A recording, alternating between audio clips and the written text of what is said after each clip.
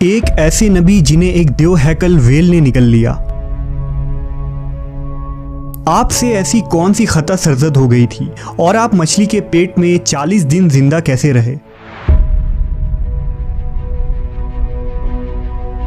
اس video میں ہم اس ہستی کے متعلق جانیں گے جن کا واقعہ قرآن مجید میں یونس اور توریت میں جونہ کے نام سے آیا ہے۔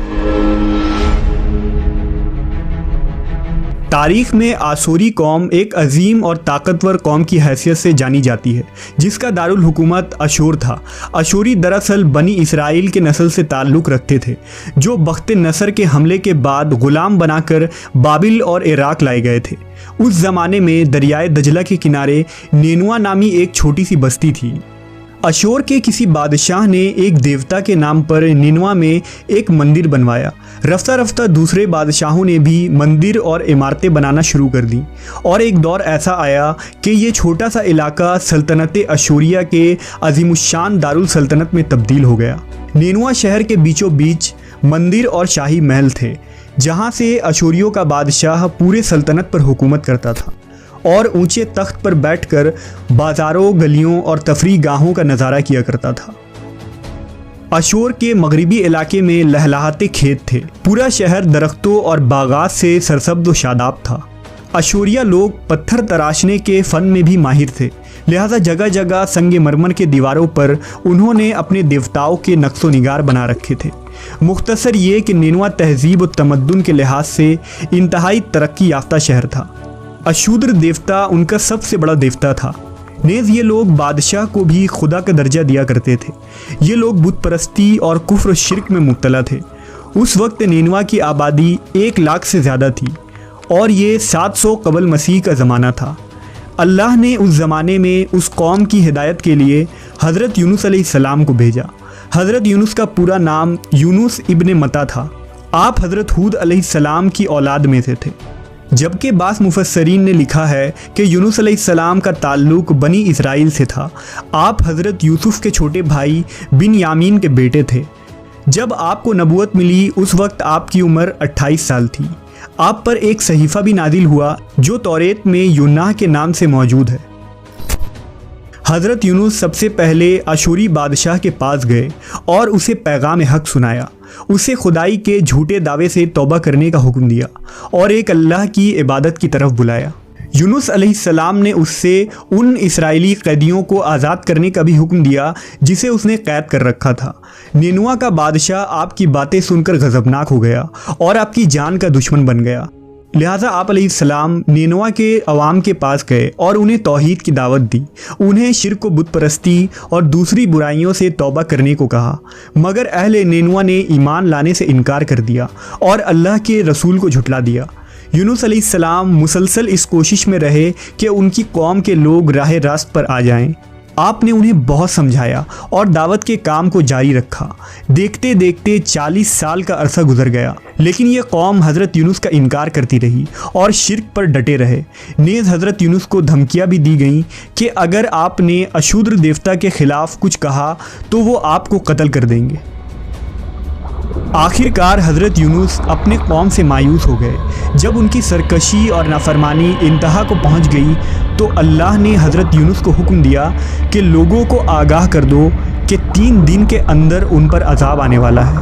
لہٰذا آپ نے اہل نینوا کے سامنے اعلان کیا کہ اگر تم نے 3 دنوں کے اندر بت پرستی اور شرک سے توبہ نہ کی تو تم پر اللہ کا قہر نازل ہوگا اور پورا شہر تباہ و برباد ہو جائے گا۔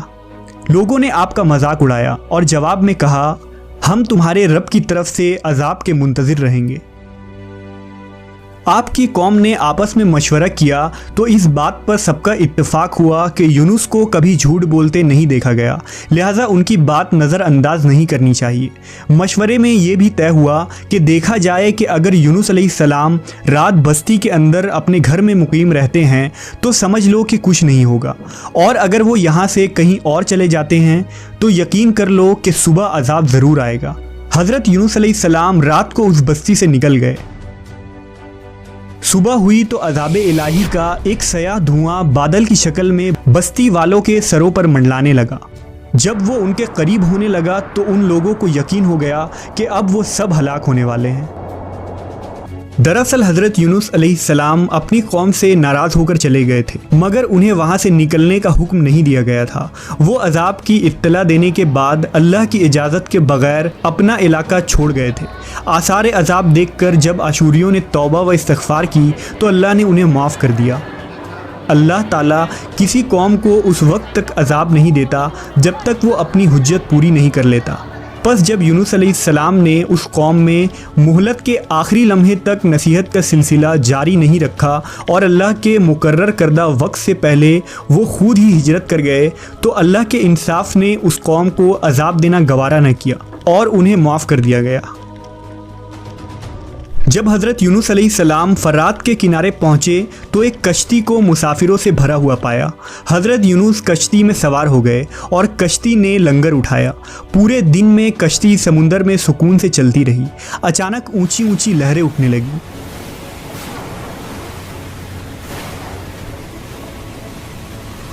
लोगों ने अपना साजो सामान समुंदर में फेंक दिया कि कश्ती का बोझ कम हो जाए, लेकिन कश्ती का बोझ फिर भी कम न हुआ। जब कश्ती डगमगाने लगी तो कश्ती के गर्क होने का यकीन होने लगा। अहले कश्ती ने अपने अकीदे के मुताबिक कहा कि ऐसा मालूम होता है कि इस कश्ती में कोई गुलाम अपने आका से भागा हुआ है। जब तक उसको इस कश्ती से अलग न किया जाएगा निजात मुश्किल है। यूनुस अलैहिस्सलाम ने सुना तो उनको तंबीह हुआ कि अल्लाह को मेरा निनवा से वही का इंतज़ार किए बगैर इस तरह चले आना पसंद ना आया और ये मेरी आजमाइश के आसार हैं। ये सोचकर उन्होंने अहले कश्ती से फरमाया कि मैं ही वो ग़ुलाम हूँ जो अपने आका से भागा हुआ हूँ। लिहाजा 3 मरतबा कुर्रअंदाज़ी की गई और तीनों मरतबा हज़रत यूनुस का नाम निकला। तब मजबूर होकर उन्होंने हज़रत यूनुस को दरिया में डाल दिया।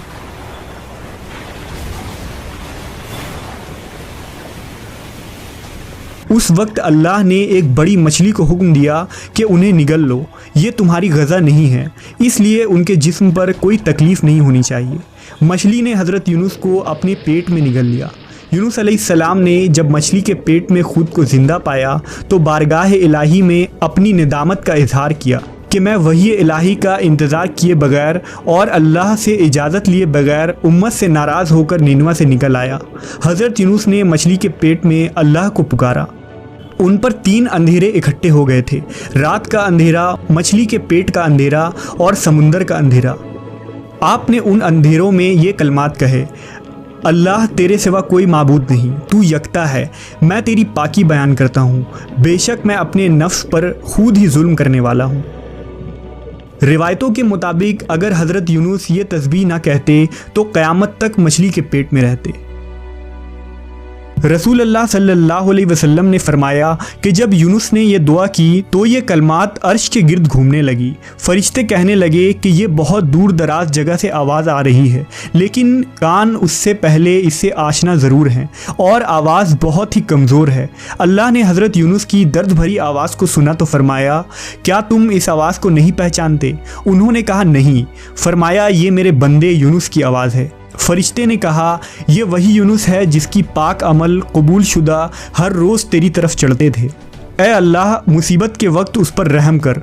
तो उस वक्त अल्लाह ने मछली को हुक्म दिया कि वो आपको बग़ैर किसी तकलीफ़ के समुंदर के किनारे उगल दे। रिवायतों के मुताबिक यूनुस अलैहिस्सलाम 40 दिन उस मछली के पेट में रहे और उसके बाद अल्लाह के हुक्म से उस मछली ने आपको समुंदर के किनारे उगल दिया। मछली के पेट में रहने की वजह से आपका जिस्म ऐसा हो गया था जैसे कि परिंदा का पैदाशुदा बच्चा जिसका जिस्म नरम होता है और जिस्म पर बाल तक नहीं थे। गर्ज हज़रत यूनुस बहुत ही कमज़ोर और नातवा हालत में खुश्की पर डाल दिए गए थे। इसके बाद अल्लाह ने समुंदर के किनारे पर एक बेलदार दरख्त उगाया। रिवायतों के मुताबिक वो कद्दू का पौधा था जिसके ज़रिया हज़रत यूनुस अलैहिस्सलाम पर साया हो गया।